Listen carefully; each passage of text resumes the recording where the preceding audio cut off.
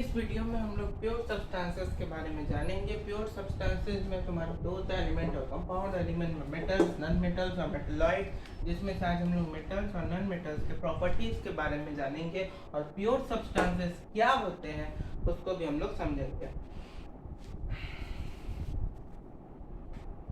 Pure का मतलब क्या होता है? प्योर का मतलब क्या?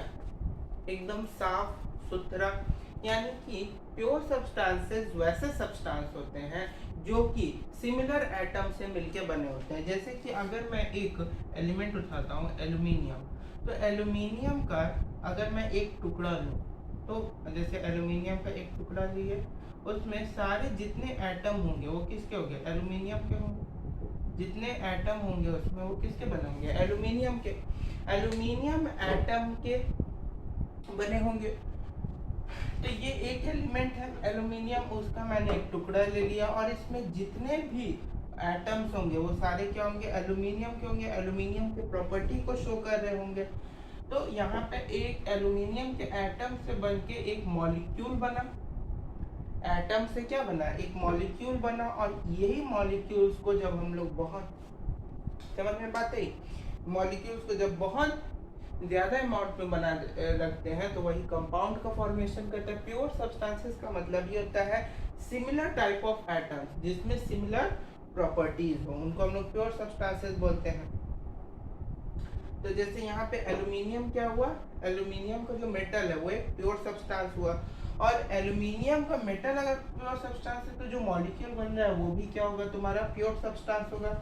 तो मॉलिक्यूल्स क्या होता है? Consist by atoms of elements in the fixed ratio with chemical bond. यानी कि एलिमेंट्स के, एलिमेंट क्या है इसमें? एल्यूमिनियम। एल्यूमिनियम एलिमेंट के एटम से मिलके बने हुए मॉलिक्यूल फिक्स्ड रेशियो में केमिकल बॉन्ड के द्वारा अटैच्ड होते हैं एक दूसरे से, उसको हम लोग मॉलिक्यूल बोलते हैं।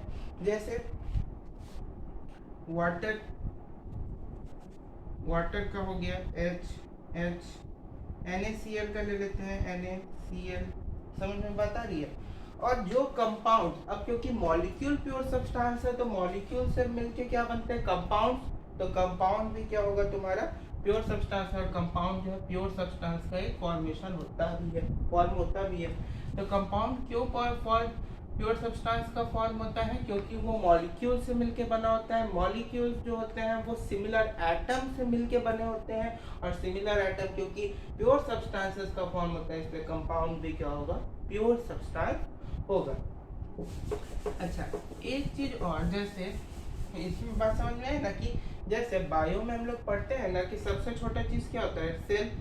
सेल से हम लोग का बनता है टिश्यू, टिश्यू से बनता है ऑर्गन, ऑर्गन से ऑर्गन सिस्टम। बायो में ये मेथड चलता है। सेम उसी तरीके से केमिस्ट्री में सबसे पहले होता है एटम, एटम से बना मॉलिक्यूल, मॉलिक्यूल से मॉलिक्यूल या आयन, आयन मॉलिक्यूल से बना कंपाउंड, और उससे बना फिर सब्सटेंस।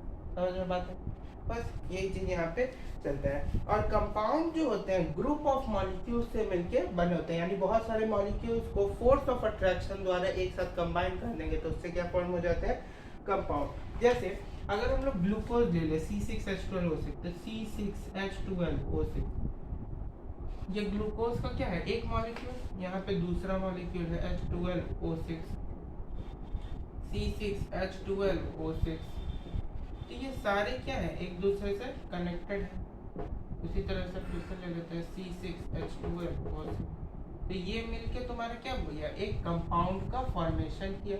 ये मिलके क्या किया? एक कंपाउंड का फॉर्मेशन किए जिसमें ग्लूकोज के मॉलिक्यूल्स प्रेजेंट है। जिसमें कौन से मॉलिक्यूल प्रेजेंट है? ग्लूकोज के। अब प्योर सब्सटेंस जैसा कि बताया मेटल, नॉन मेटल और मेटेलॉइड्स होते हैं। तो सबसे पहले जानते हैं कि और अच्छा, कंपाउंड्स भी दो होते हैं, ऑर्गेनिक और इनऑर्गेनिक। एक होता है ऑर्गेनिक और एक होता है इनऑर्गेनिक। ऑर्गेनिक और इनऑर्गेनिक। ऑर्गेनिक कंपाउंड्स क्या होते हैं? जिनका सोर्स लिविंग बींग्स हो, जिनका सोर्स लिविंग बींग्स हो, यानी जिंदा प्रजाति हो, वो तुम्हारा ऑर्गेनिक कंपाउंड आता है। जिसमें तुम्हारा एनिमल से हम लोग को, एनिमल और प्लांट्स, जिसमें carbohydrate, vitamin, protein, nutrient, ends, fats, formic acid, acetic acid, सारे चीज़ें आ गए। फॉर्मिक एसिड जैसे तुम्हारा एंट स्टिंग में, एसिटिक एसिड तुम्हारा विनेगर में, सिरका जो होता है उसमें पाया जाता है। साइट्रिक एसिड तुम्हारा कहाँ पाया जाता है, साइट्रस फ्रूट में, लेमन में। उसके बाद लैक्टिक एसिड हो गया जो कि तुम्हारा कर्ड में मिलता है। उसके बाद ऑक्सैलिक एसिड हो गया जो कि टोमेटो में। ऑलिक एसिड हो गया, एक ऑलिक, OEI, ऑलिक एसिड, ये तुम्हारा कहाँ मिलता है, ऑलिक एसिड तुम्हारा ऑलिव ऑयल में। ऑलिक एसिड एक हो गया जो कि ऑलिव ऑयल में मिलता है, ऑलिव ऑयल में मिलता है। उसके बाद यूरिक एसिड हो गया जो कि यूरिन में होता है। एसिटिक एसिड हो गया जो तो बताया, ऑक्सैलिक एसिड का भी बताया टोमेटो में हो गया।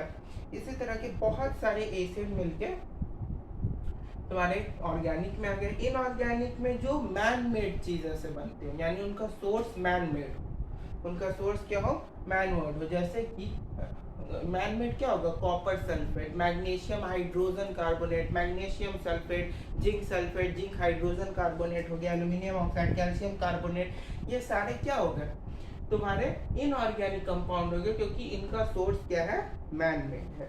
मेटल्स क्या होते हैं, अब इधर तो समझ गए ऑर्गेनिक इनऑर्गेनिक, इसको डिटेल में बाद में पढ़ा जाएगा, पहले मेटल्स को जानते हैं। मेटल्स क्या होते हैं, मेटल्स ऐसे होते हैं, दो डिफिनेशन बताते हैं। एक तो वो जो इलेक्ट्रॉन को लूज करे, दूसरा जिनके लास्ट सेल में एक इलेक्ट्रॉन, दो इलेक्ट्रॉन या तीन इलेक्ट्रॉन हो। जिन मेटल्स के लास्ट सेल में एक इलेक्ट्रॉन, दो इलेक्ट्रॉन या तीन इलेक्ट्रॉन हो, या जो इलेक्ट्रॉन को लूज करते हो फ्रॉम लास्ट सेल या लास्ट वैलेंस ऑर्बिट, तो उसको हम लोग मेटल्स के कैटेगरी में डालते हैं। इसमें एक्सेप्शन में आ जाता है हाइड्रोजन और हीलियम। एक्सेप्शन में हाइड्रोजन और हीलियम, क्योंकि हाइड्रोजन और हीलियम, हाइड्रोजन के लास्ट सेल में 1 इलेक्ट्रॉन ही होता है और हीलियम के भी लास्ट सेल में 2 इलेक्ट्रॉन होता है, इसीलिए हाइड्रोजन और हीलियम एक्सेप्शन में आते हैं मेटल्स के।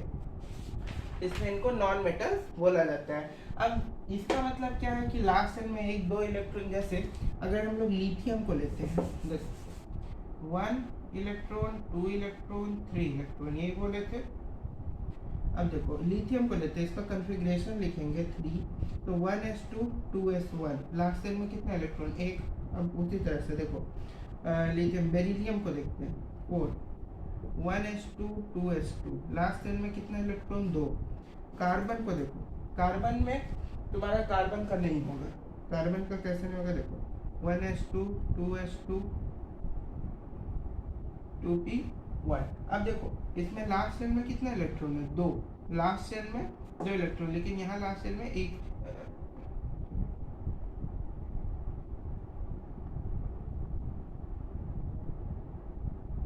हाँ ठीक है। अब यहाँ लास्ट सेल में कितना है, 2 2 4, क्या 4 इलेक्ट्रॉन का इसमें कॉन्फ़िगरेशन है, 4 इलेक्ट्रॉन का कॉन्फ़िगरेशन है, नहीं। जिसके लास्ट में 1, 2 या 3 इलेक्ट्रॉन होंगे लास्ट वैलेंस सेल में, वही तुम्हारा क्या होगा, ये मेटल होगा। तो इसके तो लास्ट वैलेंस सेल में देखो 4 इलेक्ट्रॉन है, तो ये मेटल नहीं हुआ। उसी तरह से अगर हार्ट और किसी कंपाउंड का लेंगे तो वो भी, मतलब जिसके लास्ट में तुम्हारा 1, 2 या 3 आना चाहिए, तभी वो तुम्हारा, जैसे बोरोन हो गया, कार्बन का 6 होता है, सॉरी बोरोन हो गया, बोरोन का 5 हो गया, 1s2 2s क्या लोगे 3, और लास्ट सेल में देखो कितना इलेक्ट्रॉन आया, 3, तो 3 इलेक्ट्रॉन आया, तो बोरोन भी तुम्हारा क्या होगा, मेटल होगा। सेम उसी तरह से नॉन मेटल्स क्या होते हैं, नॉन मेटल्स ऐसे कंपाउंड होते हैं जिनके लास्ट सेल में 4 इलेक्ट्रॉन, 5 इलेक्ट्रॉन या 6 इलेक्ट्रॉन, लास्ट सेल में 4, 5 या 6 इलेक्ट्रॉन हो, वो नॉन मेटल्स होते हैं। इसमें भी एक्सेप्शन में तो हाइड्रोजन और हीलियम भी होता है, इसके भी एक्सेप्शन में हाइड्रोजन हीलियम होगा। क्यों, क्योंकि इनके लास्ट सेल में तो 4, 5, 6 इलेक्ट्रॉन होता नहीं है, लेकिन तब भी इनको हम लोग नॉन मेटल में ही कैटेगराइज करते हैं। और 4, 5 इलेक्ट्रॉन का तो एक एग्जांपल यहाँ देखिए नॉन मेटल का। उसी तरह से तुम्हारा नाइट्रोजन हो जाएगा, सल्फर हो जाएगा, बहुत तरह के, ब्रोमीन हो जाएगा जिसका 35 होता है, ब्रोमीन 35 के साथ, ठीक है। तो इसके भी लास्ट सेल में तुम देखना, तो इसके लास्ट सेल में 6 इलेक्ट्रॉन या 7 इलेक्ट्रॉन, यानी 7 इलेक्ट्रॉन हो, वो तुम्हारा क्या होगा, नॉन मेटल। बात समझ में आ गई। मेटल के कुछ फिजिकल प्रॉपर्टीज को जान लेते हैं। जैसे फिजिकल प्रॉपर्टी में सॉलिड स्टेट में एक ही चीज, मरकरी, जान ही रहे हो शुरुआत से लिक्विड होता है रूम टेम्परेचर में, जिसका मेल्टिंग पॉइंट 25 डिग्री सेल्सियस होता है। लाइट मेटल्स में गैलियम, सेशियम, फ्रेंसियम, जिसमें गैलियम का 27 डिग्री,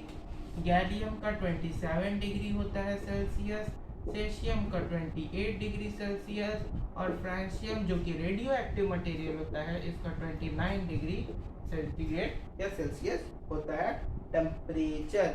और इसीलिए इनको हम लोग अगर गैलियम को हाथ पे रख दोगे तो वो मेल्ट करने लगता है। उसको लिक्विड में कैटेगराइज नहीं किया जाता है, लेकिन हाथ पे रखोगे तो वो मेल्ट करने लगता है। आइडेंटिटी तो जान ही गया हो मेटल्स का, लास्ट सेल में 1, 2 या 3 इलेक्ट्रॉन होने का। नेचर इनका इलेक्ट्रो पॉजिटिव होता है। इलेक्ट्रो पॉजिटिव क्यों होता है? क्योंकि इलेक्ट्रॉन्स को लूज करते हैं। जैसे Na+, Cl-, इसमें Cl क्या है? नॉन मेटल, और सोडियम क्या है? मेटल। तो देखो इनमें पॉजिटिव है, Na+ इलेक्ट्रॉन को लूज करता है, पॉजिटिव चार्ज आता है तो इलेक्ट्रो पॉजिटिव हुए। और हार्डनेस और रिजिडिटी में ये रिजिड सॉलिड होते हैं। ये क्या होते हैं? रिजिड सॉलिड होते हैं। ये रिजिड तुम्हारा सॉलिड होते हैं।